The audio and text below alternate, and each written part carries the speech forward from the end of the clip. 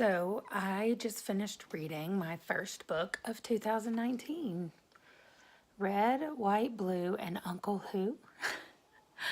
So, it's a book that we already had. We got it from a friend, and it's about, here's what the subtitle says, the stories behind some of America's patriotic symbols.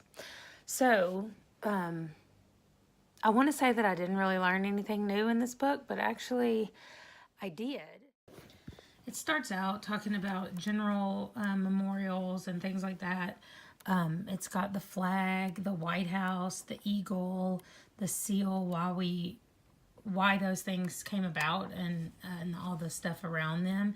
There's the Statue of Liberty, Mount Rushmore. That's near where I live, and I do like that they said no worker was killed or permanently injured, which is true and something that I find shocking for it to take 14 years to build, and they were using explosives and pneumatic hammers and drills and dynamite, and nobody died. Still amazing to me. Then it kind of moves to Washington. We have the White House, the Capitol, and then it goes through the monuments. Well, it has the mall. If you've ever been to D.C., you know you can stand by the Washington Monument, and what they don't show you on here, the Capitol building is over here, and the Lincoln Memorial is over here. What they don't show you is if you're standing here and you look this way, this direction, that's where the White House is. So standing here by the Washington Monument, you can kind of see everything. And I may be looking the wrong way. Maybe you look this way at the White House. In any case, when you're standing here, you have the Capitol building, you have the White House must be that way. You have the Lincoln Memorial, you have the Jefferson Memorial, which I'm pretty sure is back this way, and then that way would be the White House. Because I'm pretty sure you're standing that way. Anyway, we used to live near there, and we went all the time. So looking through this book and reading about all the monuments and how they came about and all that stuff was amazing to me. The Lincoln Memorial. Just reading about the Lincoln Memorial made me cry. My kids know this about me. I can't read anything about Abraham Lincoln without crying. I just can't. The Vietnam Veteran Memorial. This one, what I didn't realize about it that I learned today was that it says the names, where does it say? They're listed chronologically in the order in which they became casualties. I did not know this. Also, the girl who designed it. She was a student from Yale, and she designed it. Her name is Maya Ying Lin. As a homework assignment, and she made a B. I think that's so funny. I have been to this memorial a lot also, and the thing that always strikes me is that it feels like, I guess the word sacred. Like, it's just different. All the memorials are all around the mall, this small area, and as you're walking around the mall, you're looking at everything, but there's something different. The Vietnam Wall is just right over here on this side, and the Korean War Monument is on this side. It's just, if you've never been to the mall in DC, you really need to go. And if you do go to DC, to the mall, you really need to take a little trip to Fort McHenry. It is my most favorite place. It's in Baltimore, and it's where Francis Scott Key wrote the national anthem, the Star-Spangled Banner, during the War of 1812. It is an amazing place. Also, it just feels sacred. I'm going to use the word sacred all the time. Anyway, I really liked this book. It's a great book. I think kids would really like it as well.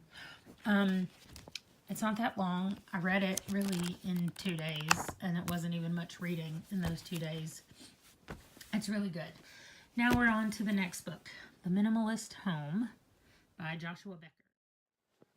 Okay, well, I haven't quite finished this book, The Minimalist Home, but because we're going to be going through our home like one room at a time, I'm not going to read. I'm at the part now where every room is broken down. So I'm not going to read about all the rooms and then have to go back and reread them when we get to those rooms. So I'm putting this down while we work on the rooms one at a time, and I'll just pick it back up and read the next room and the next section as we go through until we're all done. So I'm not sure how long that'll take me, but I don't want to just wait and be like, well, I'm still reading this book. So I'm moving on to the next one. I'm very excited to start this, The Absolute True Diary of a Part-Time Indian by Sherman Alexie. Okay, I finished this book a few days ago, and I realized that I never talked about it after I finished it. I really liked it.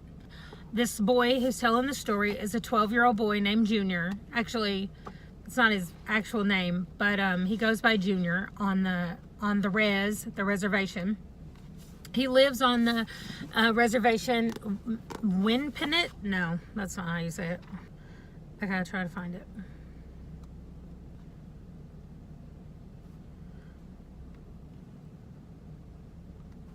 Oh, Wellpinit. Okay.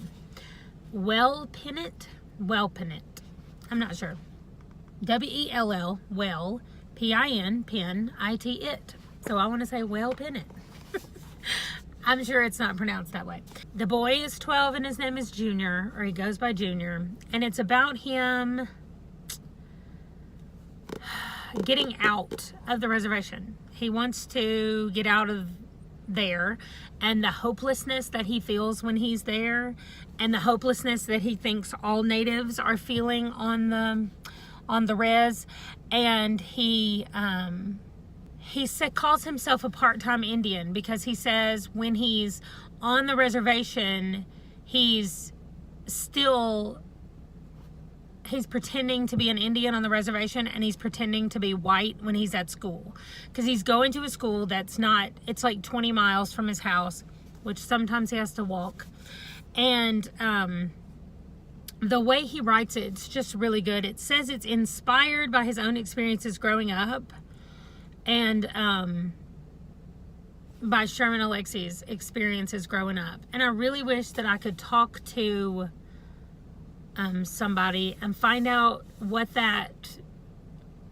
how you try to live in both worlds. We are in a position right now because of where we live, and because of the fact that we would like to adopt from the foster system, that if we adopt from the foster system in South Dakota, there will be Native in their ancestry. If they themselves are not Native, it would be very close to them if they're not registered with the tribe. I want to know more about holding their heritage and their culture, and also them living in what would be, quote unquote, a white world, because they will be living with us and moving around in the military and leaving their tribe. And what does that mean, and how do we do that? And I just want to be really careful about doing it. And because of the history with Native Americans and the government, our government, they do have really good laws about how they can and can't be adopted, or all that kind of stuff, which is really, the laws are really good and they're there for a purpose. And I do understand that if a Native child can be adopted by a Native family, then that is what needs to happen, and I am all for that. But there is a shortage that's going on right now, and so kind of put them out there on this website, and they're like, these children are up for adoption in the foster system. They do it for all kids, any kids that are up for adoption. It's not just Natives, but there is a little blurb at the bottom that's like, they're Native, so if you're a Native family, we would like you to get first pick. And so if all of that has happened in a particular case and we end up being the ones that adopts them, I just want to be really clear and really understanding and respectful to their culture and their heritage. And I think that also is really specific to what tribe they're from, what did their ancestors do, and how did they live? Were they nomadic? Were they hunters and gatherers? Were they predominantly farmers? Like, were they some of the ones like in Colorado that were the cave dwelling ones, which there's just a lot of differences even within the natives. We just listed them all as Native Americans, and that's not true. I mean, that's true. They were Americans before anybody else, but they were who they were before we came here and we're like, hey, this is our place now. And we actually had a foster parent meeting, and the guy who came to talk to us, somebody asked him, like, well, what do you want from the American government? And he said, an apology would be nice. And that's literally it. That's what he said. An apology would be nice. And he pointed out that in Australia, on every government building, there's just a little plaque acknowledging that, hey, there were people here before us. There were people in Australia before we came here, and we're like, hey, we know what we're doing. Let's destroy you. Like, so this started out as a book review. This is a book review for this book. It's not me crying. The book is great. And I will be reading a lot more books about Native Americans, written by Native Americans, to both fiction and nonfiction, just because I want to increase my understanding. And I want to keep these things around so that our children, our white children, and possibly our Native children, if we have any, will see that they can do great things, no matter what. No matter what circumstances they're born into or what circumstances come along in their life, that they can accomplish things and do hard things.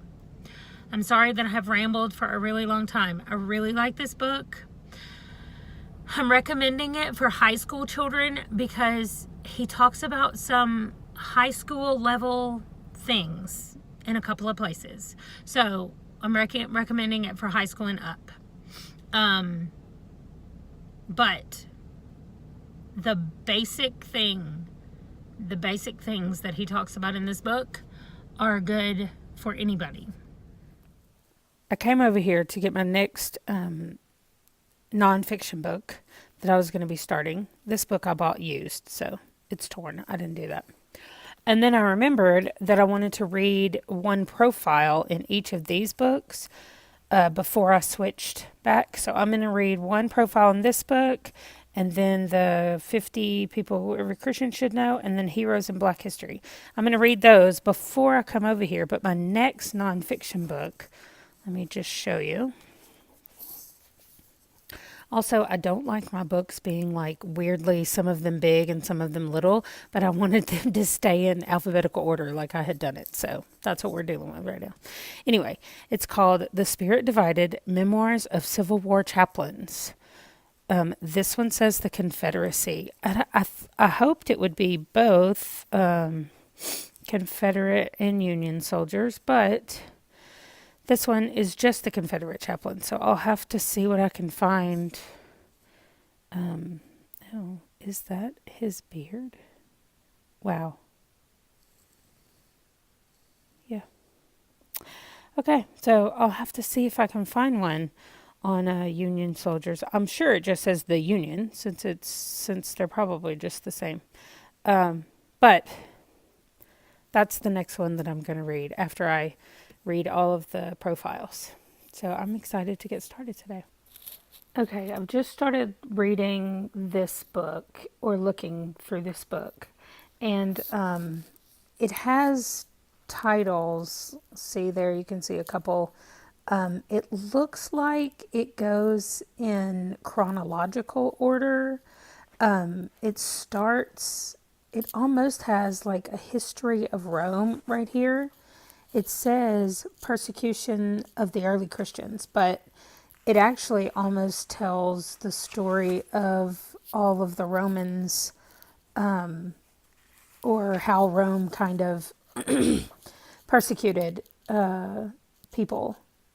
So that's the first section, and that's what I'm going to read. And then next time I'll read just this one, the Apostles. It looks like it's a little bit longer.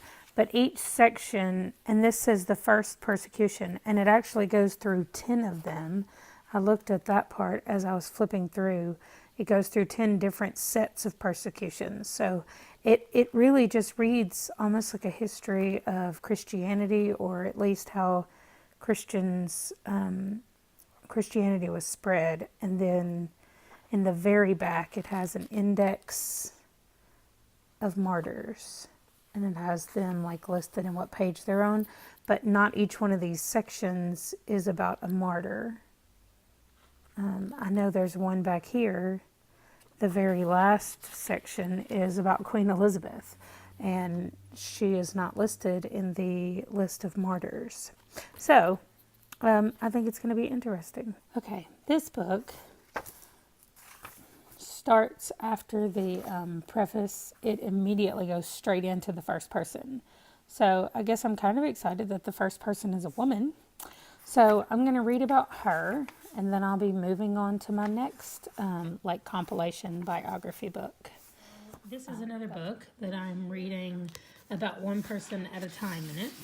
And it also starts out with a woman. Whoops. And I like the way this book is broken down, first of all. So it's Harriet Tubman is first. And it gives like a little bio just on these 2 pages. And then it kind of breaks down her life.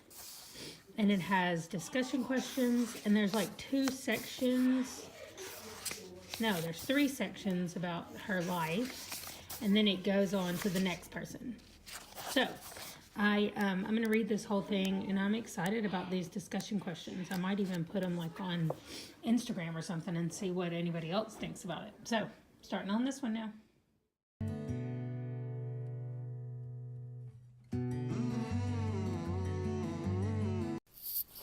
Okay, yeah, it's really early in the morning, and I haven't done my hair, but that's not the point. The point is this book. This is the last book that I read in January. And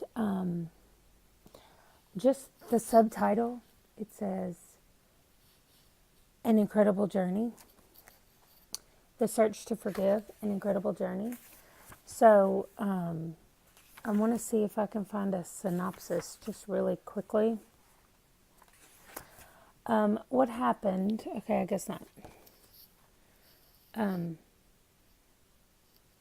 Okay, what happened is this lady, Pam, that wrote this book. First of all, I got this book from a friend of mine who is friends with Pam, and she sent it to me because she thinks that we should interview Pam on the podcast, and because it's just a good book. So this is not really a book review, I don't guess. This book is just a grouping of essays, kind of. I mean, it does have an overarching theme of her telling the story. And what happened, let me make sure I get the right date on here. But let's see, her husband, she got married. Here, this will tell me. Sorry. I thought I had these dates better, but I don't want to get them wrong, so I don't want to say them without looking at it. Okay. She got married in 1962 to a man named Kenneth, and June the 1st of 1968, she had 4 kids at home, and she was pregnant with 1. I think that's right. She was pregnant with her 5th. And I know she was pregnant. Maybe it was her 4th. 1, 2, 3, 4. Yeah, she was pregnant with her 5th. Right. And her husband was working at a gas station or a fast food place. I'm sorry, I don't remember. I'm not going to look that back up. But he was at work, and 3 men came in to rob the place and shot and killed her husband. So she has 4 little kids. I think the oldest was 5. She's pregnant with the 5th one. And her husband has been murdered by these men. So all 3 men are convicted and they're sentenced to prison. So fast forward to where this book begins, and it's called, again, The Search to Forgive.